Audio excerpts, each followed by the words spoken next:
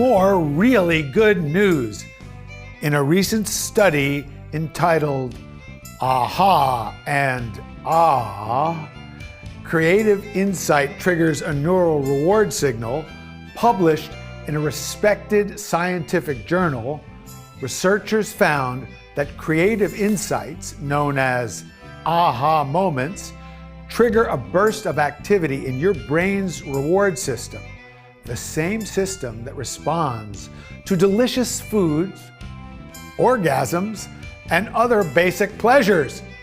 The researchers conclude the fact that evolution has linked the generation of new ideas and perspectives to the human brain's reward system may explain the proliferation of creativity and the advancement of science and culture. In this course, you'll discover the delicious pleasure of thinking creatively, of experiencing more ahas than ever before, and we'll do it in a way that will help you generate new ideas and perspectives that will enrich your life in ways that are beyond what you may have imagined. Let's start with a simple question that will help you understand how you can begin to tap your vast Da Vincian powers. Where are you physically located when you get your best ideas? Where are you actually physically located? I've been asking this question to groups of all kinds around the world for years, and the number one answer is in the shower. Other common answers are in the bath, resting in bed, driving in my car, walking in nature. Almost no one responds that they get their best ideas at work. What's happening in the shower or the bed that isn't happening in the workplace? It's simple. People tend to get their best ideas when they're alone, so they have no fear of embarrassment, and when they're relaxed, as their brain waves slow down from the active beta mode at work to the slower alpha or theta mode when in the shower or resting in bed. When Leonardo da Vinci would wake up at 4 o'clock in the morning with a weird idea, he did something that most geniuses throughout history recommend. He wrote the idea down in his notebook. So when you wake up with a weird idea at 4 o'clock in the morning, don't roll over and go back to sleep. Write it down.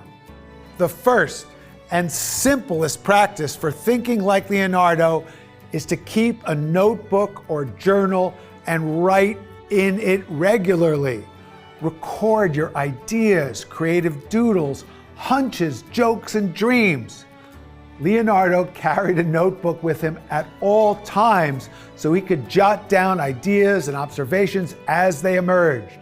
About 7,000 pages of his notebook still exist, and most scholars estimate that this is only about half of the amount he left to his disciple, Francesco Melzi.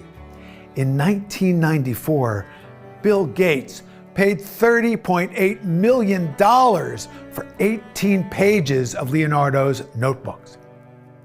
An unlined blank page notebook, some colored pens, and an open mind are all you really need to enjoy and profit from this course. Treat your notebook like your cell phone or your wallet and carry it with you everywhere. In other words, don't leave home without it.